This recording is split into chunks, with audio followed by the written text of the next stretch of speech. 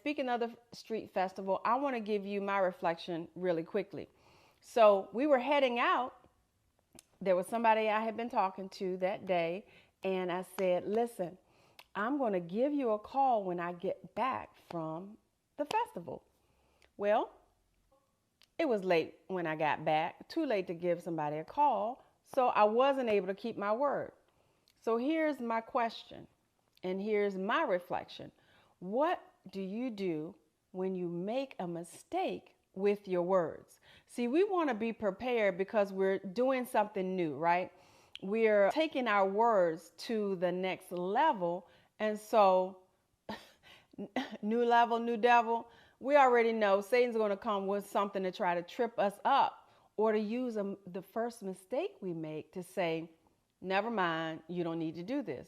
No, yes, you do. You said you wanted to. And here's one thing you can do should you make a mistake with your words. Don't get down on yourself, but just make the correction. If you make a mistake with your words, you can undo that mistake for the most part with your words. Not only that, I just elevated my subconscious awareness of what I say with my words by way of experience. So actually, that little mistake actually is helping me grow, right? Because the next time I go to say something to somebody, I'm going to think about it. Okay, wait a minute. I change my words from the beginning and say, you know what? Heading out to the festival, I'm going to give you a call when I get back if it's not too late. If it is, I'll give you a call tomorrow. Now, my words are becoming sharper, more reliable, more on point. We want every word that we speak to be on point, to almost be like an arrow hitting its target, so that when we speak, we have greater confidence in our words, and everybody else around us does as well. So I want you guys to take a look at what some of our young adults had to say. Yes. Okay. Yeah, just to be clear. Okay. Do you believe your words have power? Why or why not? And how have they helped shape your life?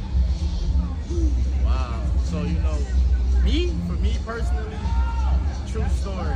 I was sitting in the car. One of my good friends, Tamani, just had his daughter. And I was talking about how I wanted my daughter at 25 years old. I said I wanted her to be mixed. I wanted her mom to be like from a different country, so I can learn different cultures and stuff like that. The day I turned 25 is the day I found out I was having a daughter. I spoke that sitting in the car, just having a conversation with one of my friends. And I was maybe 18, 19 at the time. I wasn't that old. And when I turned 25 on my birthday, I found out I was having a baby girl. And that changed my whole life, obviously, as a kid. But yeah.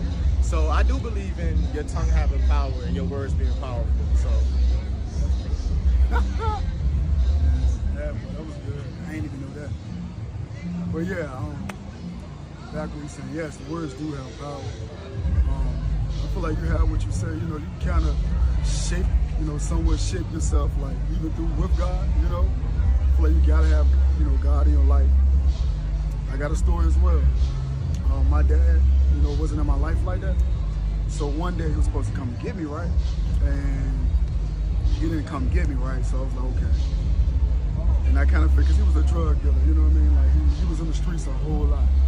And so my mom was like, he ain't coming, Jeremy, it's okay.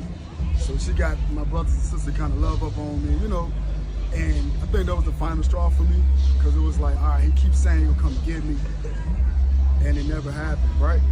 So I said, you know what? When I get married, I'm gonna make sure I be in my kids' life. Like, make sure I really in detail, like shaping them in with, the love of God. Like, they men now. I mean, they young men, but to kind of like grow, work in the ministry, And God had me in a place where I can, teach my sons and be there for my wife, just kind of be that man that I'm supposed to be, Got it all figured out. God dealing with me every day, but it was just that little thing that's saying, hey, when I have kids, I'm gonna make sure I'm in their life. Like, I don't want them to feel what I felt. Even them, like, that's why we so close, because we both came from a single parent home. You know what I mean? So it was just like, that was the first time I would say, you know what, I spoke to God. And it happened. You know, because honestly, I grew up in the inner city. I didn't know how my life was going to be. But I knew what I wanted for a family. And I wanted a family and how to be the man for my family. So yeah, I believe it.